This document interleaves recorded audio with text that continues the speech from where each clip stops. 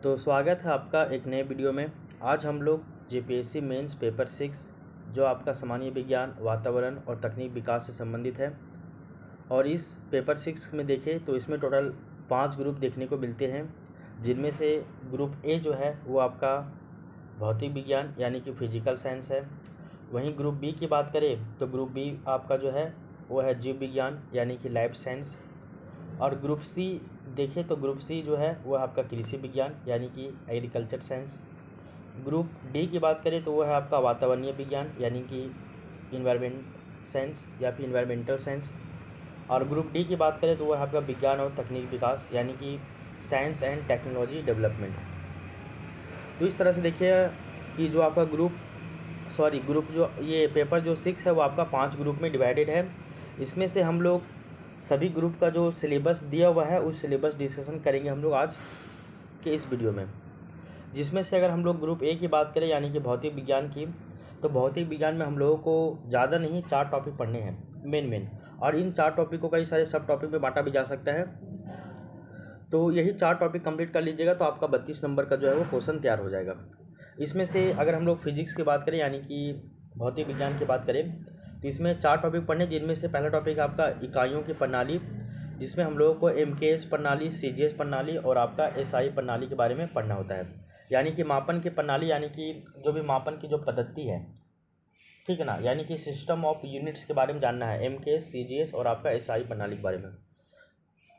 Second topic है आपका गति बोले तो आपका इसमें हो जाएगा स्पीड के बारे में पढ़ना है, वेग के बारे में यानी वेलोसिटी, गुरुत्वाकर्षण यानी कि ग्रेविटी, द्रव्यमान यानी कि मास, भार यानी कि वेट और बल यानी कि फोर्स, और साथ ही साथ इनके प्रभाव।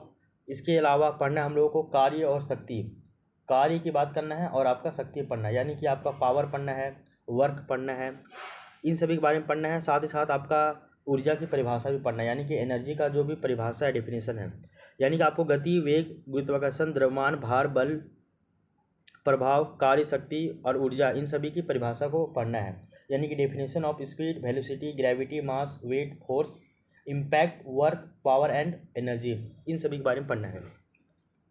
तीसरा टॉपिक आपका हो जाएगा, थोड़ा सा ये बड़ा है।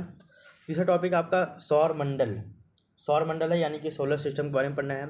और इसी में ही आपका है सूर्य और अन्य ग्रहों के सापेक्ष में पृथ्वी की स्थिति क्या है, यानी कि सूर्य और जो भी अन्य जो ग्रह है उन सभी के सापेक्ष में पृथ्वी की स्थिति क्या है वो आपको जानना है, यानी कि relative position of earth with respect to the sun and other planet, यानी कि अन्य ग्रहों के सापेक्ष में और सूर्य के सापेक्ष में पृथ्वी की स्थिति क्या है। हम सभी को पता है कि पृथ्वी जो है, पृथ्वी के जस्ट बगल में आपका बुध आता है, उसके बाद शुक्र आता है, उसके बाद पृथ्वी आता है, पृथ्वी के बाद मंगल आता है। तो पृथ्वी जो है वो आपके शुक्र ग्रह और आपका मंगल ग्रह के बीच में है। साथ ही साथ अन्य ग्रहों के सापेक्ष में और जो सन के सापेक्ष में हम लोग का जो क्या है वो उसके बारे में देखना है, स्थिति के बारे में। फिर आपका सौर मंडल में पृथ्वी और चंद्रमा की स्थिति के बारे में पढ़ना है, यानी कि जो आपका सौर मंडल है उसमें चंद्रमा का और फिर आपका पृथ्वी का स्थिति क्या है, यानी कि movement of earth and moon in solar system. और इसके बाद लास्ट में आपका एक कॉन्सेप्ट है सूर्य ग्रहण और चंद्र ग्रहण का, यानी कि लूनर एंड सोलर इक्लिप्स। तो लूनर एक्लिप्स और आपका सोलर एक्लिप्स क्या होता है, चंद्र ग्रहण और आपका सूर्य ग्रहण का कॉन्सेप्ट क्या होता है, यही कॉन्सेप्ट पढ़िएगा, आपका सिलेबस कंप्लीट हो जाएगा। इसके बाद आइए चौथे नंबर टॉपिक की ओर। तो चौथा नंबर जो टॉपिक है वो है आपका ध्वनि की अवधारणा और प्रकृति। ध्वनि की बात की जा रही है यानी कि साउंड की। तो ध्वनि की अवधारणा और प्रकृति यानी कि concept and nature of sound. इसके अलावा है आपका नेक्स्ट टॉपिक है वो है आपका तरंगदैर्घ्य और आवृत्ति। तरंगदैर्घ्य और आवृत्ति यानी कि वेवलेंथ एंड फ्रीक्वेंसी। इसके अलावा आपको पढ़ना है आपका इंफ्रासोनिक और आपका अल्ट्रासोनिक जो भी ध्वनियाँ हैं तो उनके बारे में भी पढ़ना है, यानी कि इंफ्रासोनिक एंड अल्ट्रासोनिक साउंड्स, ये सभी क्या है, ध्वनि क्या है, इनके बारे में आपको पता होना चाहिए। उसके अलावा प्रकृति में इंफ्रासोनिक ध्वनि के जो भी स्रोत है, तो प्रकृति में जो भी इंफ्रासोनिक जो भी ध्वनि होता है उसके स्रोत क्या होते हैं, यानी कि source of infrasonic sound in nature, उसके स्रोतों के बारे में जानना है। और फिर लास्ट में आपको अल्ट्रासोनिक ध्वनि की जो विशेषताएं हैं और उनके कुछ कुछ जो अनुप्रयोग है यानी कि उनका जो एप्लीकेशन है वो जानना है, यानी कि ultrasonic sound characteristics and some application, यानी कि कुछ कुछ उसके अनुप्रयोग, उसके एप्लीकेशन के बारे में आपको पढ़ना होगा। तो इस तरह से देखिएगा, आपका जो फिजिक्स का जो सिलेबस दिया हुआ है ज़्यादा बड़ा नहीं है पेपर 6 में। फिजिक्स के सिलेबस को अगर सही से पढ़ा जाए ना तो एक सप्ताह में ये सिलेबस पूरा कंप्लीट हो जाएगा, और इससे आपके जो है वो 32 मार्क्स के फुल लेंथ के क्वेश्चन पूछे जाएंगे। और अब 32 में अगर ये आप इसको अच्छे से पढ़ते हो ना तो यकीन मानिए कि 32 जो मार्क्स का जो क्वेश्चन है इसमें आप एटलीस्ट 27 से 28 नंबर ऐसे ही आसानी से ला सकते हो। 28 नंबर, समझे ना? तो इसमें 28 नंबर लाया जा सकता है आसानी से, क्योंकि ये सिलेबस भी छोटा है, इसको आप अच्छी तरीके से कवर कर सकते हो। इसके अलावा अगर आप बायोलॉजी में जाओगे, इकोलॉजी इन्वायरमेंट में जाओगे, एग्रीकल्चर साइंस में जाओगे, साइंस टेक में जाओगे, तो वहाँ पे 32 में 28 लाना थोड़ा सा टफ हो जाता है। लेकिन फिजिक्स वाले केस में हम बोल सकते हैं इसमें लाया जा सकता है, क्योंकि ये सिलेबस भी छोटा है और इसको बार बार अच्छी तरीके से तैयार कर लीजिएगा ना तो ये ठीक हो जाएगा। तो फिजिक्स का सिलेबस बहुत छोटा है, और देखिएगा तो इससे ये सिलेबस जो दिया हुआ फिजिक्स का, इससे ना अगर आप इसमें कम से कम 10 से 12 क्वेश्चन फुल लेंथ का क्वेश्चन अगर आप मतलब कि सॉल्व कर लेते हो, उसको बना लेते हो 10 से 12 क्वेश्चन, तो फिर आप जो है वो एक बेहतर स्थिति में अपने आप को पाइएगा। तो 10 से 12 क्वेश्चन प्रैक्टिस कर लीजिएगा तो आपका ये चारों जो टॉपिक है वो आपका पूरा कंप्लीट कवर हो जाएगा। ठीक है, तो इस तरह से आपको यहाँ पे देखना है। तो ये रहा आपका पूरा भौतिक विज्ञान यानी कि फिजिकल साइंस का सिलेबस डिस्कशन, जिसमें आपको टोटल 4 टॉपिक पढ़ने हैं बड़े बड़े, और उन 4 टॉपिक में फिर बहुत सारे सब टॉपिक मतलब कि निकल के आते हैं छोटे छोटे, उनको भी आपको देखना पड़ेगा, फिर जाकर जो है वो आपका ये कंप्लीट हो जाएगा। और इसमें आप 10 से 12 ठो केवल फुल लेंथ क्वेश्चन प्रैक्टिस कर लीजिए, और यकीन मानिए कि आप 32 में से 28 नंबर लेके आ जाओगे आसानी से। ठीक है, तो इसमें ये इतना नंबर लाना मतलब कि पॉसिबल है, ला सकते हैं। ठीक है, अब चलिए हम लोग नेक्स्ट जो आपका ग्रुप बी है वो है आपका लाइफ साइंस यानी कि जीव विज्ञान यानी कि बायोलॉजी के बारे में आपको पढ़ना है। तो ये रहा आपका ग्रुप बी। और ग्रुप बी की अगर हम लोग बात करें तो ग्रुप बी थोड़ा सा फिजिक्स के कंपेरिजन में देखा जाए तो ये थोड़ा सा बड़ा है, इसमें बहुत सारे टॉपिक हम लोगों को पढ़ना है, तो इनके बारे में भी हम लोग आप देखते हैं ग्रुप बी के बारे में यानी कि लाइफ साइंस के बारे में। एक मिनट। अच्छा, ग्रुप बी में जाने से पहले हम अभी आपको ना ऐसा करते हैं कि पूरा एक जो फिजिक्स का जो सिलेबस हम लोग डिस्कशन किए हैं उसको हम लोग तो देख ही लिए हैं, साथ ही साथ अभी तक फिजिक्स वाले सेक्शन से 6 जेपीएससी में, 7 to 10 जेपीएससी में, 11 to 13 जेपीएससी में, जेपीएससी बैकलॉग 2024 वाले में जितना भी प्रीवियस ईयर क्वेश्चन पूछा जा चुका है या फिर पूछा जा चुका है उन सभी क्वेश्चन को भी हम लोग देख लेते हैं यहीं पे। ऐसे क्या होगा ना कि आपका सिलेबस भी कवर होते चला जाएगा, और साथ ही साथ उन सिलेबस में देखिएगा कि आपका कौन कौन सा क्वेश्चन पूछा गया है प्रीवियस ईयर क्वेश्चन में, आप उसको भी देख लीजिएगा। ठीक है, तो अभी केवल हम लोग फिजिक्स वाले का ही आंसर देखेंगे, मतलब ये क्वेश्चन देखेंगे प्रीवियस ईयर का, है ना। ये देखिए हम लोग प्रीवियस ईयर क्वेश्चन पेपर की तरफ चले गए, जिसमें आपका जो पेपर 6 है सामान्य विज्ञान वातावरण और आपका प्रौद्योगिकी विकास यानी कि general science environment and technology development, इसमें से देखिए तो अभी तक कितना क्वेश्चन पूछा जा चुका है। तो देखिएगा अभी तक आपका 4 एग्ज़ाम हुआ है इसमें, और 4 एग्ज़ाम में आपका 8 क्वेश्चन पूछा गया है। अगर आप ये 8 क्वेश्चन का भी प्रैक्टिस कर लेते हो ना तो यकीन मानिए कि आप इसमें जो है वो एक बेहतर स्थिति में अपने आप को पाइएगा। अगर ये आप 8 क्वेश्चन की भी तैयारी कर लीजिएगा ना तो प्रीवियस ईयर के बेस पे आपका जो है वो फिजिक्स का तैयारी हो जाएगा, समझे। इसमें से पहला जो क्वेश्चन था वो आपका 6 जेपीएससी में पूछा गया था। हम सभी को पता है कि हर एक सेक्शन से 2-2 क्वेश्चन पूछे जाते हैं, जिनमें से एक क्वेश्चन हम लोगों को डील करना होता है। तो 6 जेपीएससी में 2 क्वेश्चन पूछा गया था। पहला क्वेश्चन है आपका आश्रव्य और प्राश्रव्य ध्वनियाँ क्या है। क्या बोले हम? आश्रव्य और आपका प्राश्रव्य ध्वनियाँ क्या है, इसके बारे में पूछा गया था। और प्रकृति में आश्रव्य ध्वनियों के स्रोतों के नाम बताइए। और फिर आपका पूछा गया था कि जो प्राश्रव्य ध्वनि है इसकी विशेषताओं और अनुप्रयोगों का जो है वो वर्णन कीजिए। यानी कि पूरा ये सिलेबस उठाया गया है, पूरा जो है वो सिलेबस को ही बोलते उठा के यहाँ पे कट कॉपी पेस्ट कर दिया गया है। यानी कि जो आपका अवस्रवी ध्वनि है और आपका जो प्रस्रवी ध्वनि है, ये ध्वनि क्या है इसके बारे में आपको यहाँ पे पूछा गया था। एकदम जो सिलेबस दिया हुआ वही आपको यहाँ पे पढ़ना है। यानी कि आपका इंफ्रासोनिक और जो आपका अल्ट्रासोनिक साउंड है ये सभी क्या है। अब प्रकृति में इसका जो है वो ये स्रोतों के नाम बतलाना है, यानी सिलेबस में लिखा हुआ, यानी कि अल्ट्रासोनिक साउंड और इसके बारे में लिखा हुआ source of infrasonic sound in nature, वही सिलेबस लिखा हुआ यहीं पे, उसका सिलेबस वाला ये क्वेश्चन बना दिया। तो 6 जेपीएससी में पहला क्वेश्चन क्या है, अवस्रव्य ध्वनि और प्राश्रव्य ध्वनि क्या है, प्रकृति में अवस्रव्य ध्वनि के स्रोतों के नाम बताइए और प्राश्रव्य ध्वनि की विशेषताओं और अनुप्रयोगों का वर्णन कीजिए। ठीक है ना, इसको याद रखिएगा। तो अवस्रव्य ध्वनि मतलब इंफ्रासोनिक, ठीक है ना, क्या बोलते हैं हम, अवस्रव्य मतलब इंफ्रासोनिक और प्राश्रव्य ध्वनि मतलब अल्ट्रासोनिक साउंड, इसके बारे में आपको पढ़ना है। फिर 6 जेपीएससी में एक और क्वेश्चन पूछा गया था कि ग्रहों के गति के केपलर के नियम बताइए और चंद्र ग्रहण और सूर्य ग्रहण क्या है, इसके बीच में अंतर बतलाना है। 5 पेज में इसको लिखा जा सकता है आसानी से फिगर वगैरह बनाकर। तो ग्रहों के गति के जो केपलर साहब का जो नियम था, ग्रहों की गति को लेकर केपलर साहब का जो नियम था वो बतलाना है, और फिर आपको चंद्र ग्रहण और आपको सूर्य ग्रहण में अंतर बतला देना है, यानी कि जो लूनर इक्लिप्स है और जो आपका सोलर इक्लिप्स है, इसके बीच में जो भी डिफरेंसेस है उसको बतलाना है। और ये आपका 6 जेपीएससी में क्वेश्चन पूछा जा चुका है, 2 क्वेश्चन। फिर आइए 7th जेपीएससी में क्या क्वेश्चन पूछा गया है। तो 7th जेपीएससी में क्वेश्चन पूछा गया टॉपिक नंबर 1 से ही। टॉपिक नंबर 1 क्या है, यूनिट्स, सिस्टम ऑफ यूनिट्स, जिसमें आपको MKS, CGS और SI प्रणाली पढ़ना है, यानी कि मापन की पद्धति ये पढ़ना है। और वही यहाँ पे सिलेबस में भी लिखा गया है, बोला गया है कि मात्रक से आप क्या समझते हैं, MKS, CGS और SI प्रणाली या SI मात्रकों की जो प्रणाली है इसको परिभाषित कीजिए। मात्रक से आप क्या समझते हैं, MKS, CGS और SI मात्रकों की प्रणाली को परिभाषित कीजिए। मानक मात्रक की विशेषताएं क्या हैं और SI प्रणाली के लाभ लिखिए। ये क्वेश्चन पूछा गया था, ठीक है, आसान है। फिर आपका 7th जेपीएससी में एक और क्वेश्चन पूछा गया था, बोला गया था कि पृथ्वी और सूर्य के सापेक्ष स्थिति को समझाने वाले नियमों को बताइए, यानी कि पृथ्वी और सूर्य के सापेक्ष में जो स्थिति है उसको समझाने वाला जितना भी नियम है उन नियमों को बतलाइए और साथ ही साथ उनकी व्याख्या भी करना है, यानी कि वो सभी आपको नियम को बताना है, जैसे कि केपलर का नियम और भी जो नियम है उन सभी के बारे में बतलाना है।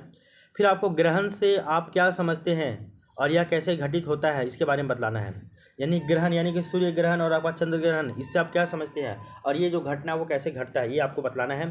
साथ ही साथ सूर्य ग्रहण का एक साफ सुथरा चित्र बनाना है, यानी कि सूर्य ग्रहण का एक आपको फिगर भी बनाना है, और फिर सूर्य ग्रहण को सुरक्षित रूप से देखने के 5 तरीके बतलाने हैं, यानी कि जो सूर्य ग्रहण है इसको सुरक्षित रूप से देखना है तो उसके लिए आपको 5 अलग अलग तरीका भी बतलाना है। समझ में आ गया। तो ये आपका 2 क्वेश्चन 7th जेपीएससी में पूछा गया था, 2 क्वेश्चन आपका 6 जेपीएससी में पूछा गया था। इसके बाद आइए नेक्स्ट 11th जेपीएससी में भी 2 क्वेश्चन पूछा गया है। 11th जेपीएससी में जो आपका क्वेश्चन पूछा गया ना वो आपका सेम 6 जेपीएससी में जो क्वेश्चन पूछा गया था एकदम बोलते हैं ना कि एज इट इज वही क्वेश्चन उठा के कट कॉपी पेस्ट कर दिया। 6 जेपीएससी में पूछा गया था आपका अवस्रव और आपका प्राश्रव ध्वनि क्या है, यानी कि इंफ्रासोनिक और आपका जो इंफ्रासोनिक और जो आपका अल्ट्रासोनिक जो साउंड है ये क्या है, और साथ ही साथ प्रकृति में अवस्रव्य ध्वनि के स्रोतों के नाम बतलाइए, ये भी। इसके अलावा प्राश्रव्य ध्वनि की विशेषताओं और अनुप्रयोगों का वर्णन कीजिए। यानी कि जो आपका 6 जेपीएससी में जो क्वेश्चन पूछा गया था वही सेम क्वेश्चन जो है वो आपको 11 to 13 जेपीएससी में एज इट इज पूछा गया था, एकदम कट कॉपी पेस्ट। समझ में आ गया, एक लाइन भी एक वर्ड भी चेंज नहीं किया, वही का वही वर्ड यहाँ पे भी एज इट इज चिपका दिए सर, मतलब जो जेपीएससी कमीशन जो है वो। समझ में आ गया। इसके अलावा 11th जेपीएससी में एक और क्वेश्चन पूछा गया था और वो क्वेश्चन थोड़ा सा बोलते हैं ना कि थोड़ा सा पेचीदा था, यानी कि थोड़ा सा घुमावदार था। क्वेश्चन पूछा गया था किन परिस्थितियों में किसी निकाय यानी कि कण में स्थितिज ऊर्जा होती है, यानी कि स्थितिज ऊर्जा क्या है और वो किस किस परिस्थिति में वो जनरेट होता है वो बताना है और उसको समझाइए। फिर बोला गया था किसी दिए गए विन्यास पर कण की स्थितिज ऊर्जा की जो गणना है वो कैसे की जाती है, यानी कि ये भी आसान ही है बट इसको थोड़ा सा घुमा के इसको क्वेश्चन पूछा गया। तो क्वेश्चन था कि किन परिस्थितियों में किसी निकाय यानी कि कण में स्थितिज ऊर्जा होती है समझाइए, और किसी दिए गए विन्यास पर कण की स्थितिज ऊर्जा की गणना कैसे की जाती है इसको भी समझाना है। यानी कि 11 to 13 जेपीएससी में आपका 2 तरह का क्वेश्चन पूछा गया था और ये दोनों क्वेश्चन यहाँ पे इस तरह के हैं। इसके बाद आइए जेपीएससी बैकलॉग जो कि आपका 2024 वाला हुआ था, इसमें भी आपका 2 क्वेश्चन पूछा गया था फिजिक्स वाले सेक्शन में, और वो 2 क्वेश्चन क्या है, बोला गया है कि गुरुत्वाकर्षण, भार, संघात और शक्ति को परिभाषित करना है। यानी कि आपको गुरुत्वाकर्षण यानी कि ग्रेविटेशनल फोर्स को बतलाना है, भार यानी कि वेट के बारे में बतलाना है, संघात और शक्ति। संघात बोलिए ना तो इसको मतलब समझिए ऐसा, सिलेबस में संघात वर्ड यूज नहीं किया गया था कहीं भी। सिलेबस में आपका चाल, गति, गुरुत्व, द्रव्यमान, भार, बल, प्रभाव, मतलब इनकी परिभाषा, इनका प्रभाव, फिर इनके इसके बाद कार्य, शक्ति, ऊर्जा के बारे में बताया गया था। तो संघात आई होप शायद हो सकता है ये चाल को कहते होंगे, या गति को ही, या फिर द्रव्यमान को ही, या फिर भार को, या फिर बल को, या फिर कार्य को, या फिर शक्ति को, या फिर ऊर्जा को। तो संघात किसे कहा जाता है अभी हम रिकॉल नहीं कर पा रहे हैं, लेकिन सिलेबस में सिंपल लिखा हुआ जो वही पूछा गया है। तो गुरुत्वाकर्षण, भार, संघात और शक्ति को परिभाषित कीजिए, यानी कि चार को परिभाषा पूछा है। और चारों परिभाषा आपको डायरेक्ट सिलेबस में दिया हुआ है। सिलेबस में आपको चाल की परिभाषा, उसका प्रभाव पढ़ना है, गति, गुरुत्व, द्रव्यमान, बल, भार, इन सभी की परिभाषा और प्रभाव पढ़ना है। साथ ही साथ इनके कार्य को भी पढ़ना है। फिर इसके अलावा आपका शक्ति क्या है, ऊर्जा क्या है, कार्य क्या है, इन सभी के बारे में भी आपको पढ़ना है। तो सिलेबस ही डायरेक्ट पूछा गया ना, सिलेबस वाला क्वेश्चन ही यहाँ पे डायरेक्ट। तो गुरुत्वाकर्षण, भार, संघात और शक्ति को परिभाषित करें, और प्रत्येक की जो इकाइयां हैं उसको MKS और CGS प्रणाली में लिखना है। यानी कि चाल का जो MKS प्रणाली क्या है, CGS प्रणाली क्या है, सभी के बारे में आपको बतलाना होगा। गति का क्या है, गुरुत्व का क्या है, द्रव्यमान का क्या है, भार का क्या है, बल का है, कार्य का क्या है, शक्ति का क्या है, ऊर्जा का क्या है, सभी के बारे में आपको बतलाना है। ठीक है। और इसी में ही आपका JPSC बैकलॉग में एक और क्वेश्चन पूछा गया था। वो क्वेश्चन है कि आपका ध्वनि क्या होता है, यानी कि साउंड क्या है, और इसके उत्पादन, इसके संचरण, यानी कि इसका जो उत्पादन हो रहा है, इसका प्रोडक्शन वो कैसे होता है, इसका संचरण यानी कि ट्रांसमिशन जो हो रहा है एक जगह दूसरी जगह जो जा रहा है, इसका जो फ्लो हो रहा है उसको बतलाना है। साथ ही साथ ध्वनि के विशेषताओं के बारे में भी आपको बतलाना है। फिर जो आपका श्रव्य और आपका अश्रव्य और आपका प्राश्रव्य ध्वनियों में अंतर को बतलाना है। यानी कि श्रव्य ध्वनि क्या होता है, प्राश्रव्य ध्वनि क्या होता है, अवश्रव्य ध्वनि क्या होता है, वो बतलाना है। ठीक ना। तो अवश्रव्य यानी कि आपका क्या है, तो अवश्रव्य ध्वनि मतलब होता है आपका इंफ्रासोनिक, और प्राश्रव्य ध्वनि मतलब होता है अल्ट्रासोनिक, और श्रव्य मतलब होता है आपका कोई भी सोनिक। तो अवश्रव्य मतलब इंफ्रासोनिक, और प्राश्रव्य मतलब आपका अल्ट्रासोनिक, और श्रव्य मतलब सोनिक। इन तीनों के बीच में जो ध्वनि है, दोनों तीनों जो साउंड है, इसके बारे में आपको अंतर भी बतलाना है। तो ये क्वेश्चन पूछा गया था JPSC बैकलॉग में, जो कि आपका 2024 वाला हुआ था, समझे। तो आप पाइएगा कि इस तरह से एग्ज़ाम यहाँ पे दिया गया है। ठीक है ना। सॉरी, अभी तक जो है प्रीवियस ईयर क्वेश्चन पूछा गया है। तो ये 8 क्वेश्चन तो आपको एटलीस्ट हर हाल में 8 का 8 क्वेश्चन आपको लिखना पड़ेगा एग्जाम, मतलब ये प्रैक्टिस करना पड़ेगा एग्जाम के लिए। इसके अलावा आप इसके बाद जो है वो मतलब कि 10 क्वेश्चन और देख लीजिए ना, मतलब 10 को भी नहीं, कम से कम 5 क्वेश्चन और भी आप बना लीजिएगा। 5 क्वेश्चन और भी आप जो है वो सॉल्व कर लीजिएगा, तब जाकर जो है वो 8 5 कितना हो गया, तो 13, मतलब 12 13 का क्वेश्चन अगर आप सॉल्व कर लीजिएगा ना, या फिर 12 से 15 के बीच में अगर आप फिजिक्स के लिए फिजिक्स का जो है वो क्वेश्चन सॉल्व कर लीजिएगा ना, तो यकीन मानिए कि आपको यहाँ पे बहुत ही ज़्यादा फ़ायदा होगा। और फ़ायदा होगा इन द सेंस, कहने का मतलब है कि आपको मतलब कि 32 नंबर का क्वेश्चन है, तो 32 में आप इतना जान लीजिए कि आप 28 ला लीजिएगा आसानी से।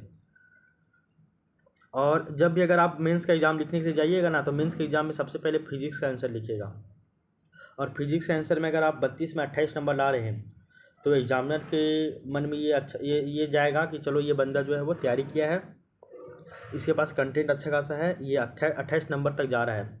यानी कि एग्जामिनर जो है वो फिर आपको आगे के आंसर में 28 नंबर से ज़्यादा आंसर नहीं देगा, मतलब कि मैक्सिमम आप 28 तक जा सकते हो, उसके फिर नीचे में आपको दे देगा 26 दे देगा, 27 दे देगा, और उतना भी नंबर मिल जाएगा ना आपको, बहुत ही अच्छा है। फिर मान लीजिए ना कि अगर आपको मतलब कि सभी पेपर में जो है वो 26 नंबर मिले हैं, ठीक है ना, मतलब 5 ग्रुप है आपको, तो इसमें आपको जो है मान लीजिए कि 26 नंबर मिला है, तो 26 को 5 से हम लोग मल्टीप्लाई कर देते हैं, तो 25 के 5 से करते हैं, यानी 25 25 125 होता है।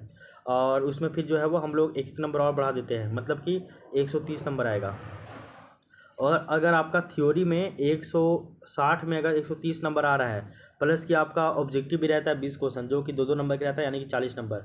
मान लीजिए कि 20 को आपका ऑब्जेक्टिव है, और 20 ऑब्जेक्टिव में आपका जो है वो 12 को ऑब्जेक्टिव सही हुआ है, और आपका 8 को ऑब्जेक्टिव गलत हो गया मान के, तो 12 में यहाँ पर जोड़ दीजिए तो आपका 24 नंबर और भी आ जाएगा। तो 130 प्लस 24 मतलब कि 154 नंबर आपका आएगा पेपर 6 में। और सोचिए अगर इतना नंबर अगर आपका आ जाएगा पेपर 6 में, 154 नहीं भी आया ना, तो कम से कम आप 145 एवरेज मान के चलिए, 140 145। अगर पेपर 6 में अगर 140 45 के बीच में अगर नंबर आ रहा है, तब तो फिर आपके लिए बहुत ही बढ़िया हो जाएगा फिर, समझे ना। तो फिर पेपर 5 और पेपर 6 में नंबर उठाना पड़ेगा, अदरवाइज़ फिर आपका जो है सिलेक्शन रुकेगा ही रुकेगा, क्योंकि फिर आपका मेंस में नंबर नहीं आएगा तो फिर आपके लिए दिक्कत तो है ही ना।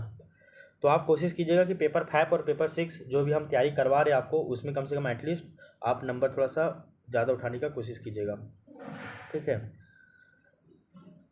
तो हम लोग आज सोच रहे थे कि पूरा सिलेबस डिस्कशन करेंगे पेपर 6 का, पाँचों ग्रुप का, और सभी का प्रीवियस ईयर क्वेश्चन भी देखते हुए जाएंगे, लेकिन वैसे देखेंगे तो आपका वीडियो थोड़ा लंबा हो जाएगा, तो छोटा छोटा वीडियो रखते हैं ना, हर एक सेक्शन को हम लोग एक एक वीडियो में कवर करेंगे। तो आज हम लोग फिजिक्स का जो सिलेबस है, सिलेबस डिस्कशन किए, सिलेबस में क्या पढ़ना है वो हम लोग जाने, और साथ ही साथ फिजिक्स का जो सेक्शन है, इससे अभी तक 6 जेपीएससी में, 7th to 10th जेपीएससी में, 11 to 13 जेपीएससी में, उसके अलावा आपका जेपीएससी बैकलॉग 2024 वाले में जितना क्वेश्चन पूछा गया है, 8 गो क्वेश्चन अभी तक पूछा गया है फिजिक्स वाले सेक्शन से, तो 8 गो आपका प्रीवियस ईयर क्वेश्चन हो जाएगा। तो आप पहले सिलेबस को पढ़िए और 8 गो जो क्वेश्चन अभी तक PYQ में पूछा गया है आप इसको भी सॉल्व कर लीजिए, तो फिर जो है वो आप एक बेहतर स्थिति में आइएगा। उसके बाद 4-5 क्वेश्चन का आंसर और भी आप प्रैक्टिस कर लीजिए, तो फिर वो आपके लिए बेहतर हो जाएगा, ठीक है ना। तो इसके साथ ही हम लोग इस वीडियो को यहीं तक रहने देते हैं, अब मिलते हैं हम लोग नेक्स्ट वीडियो में। तो तब तक के लिए thank you, take care, bye bye, आपका दिन शुभ हो।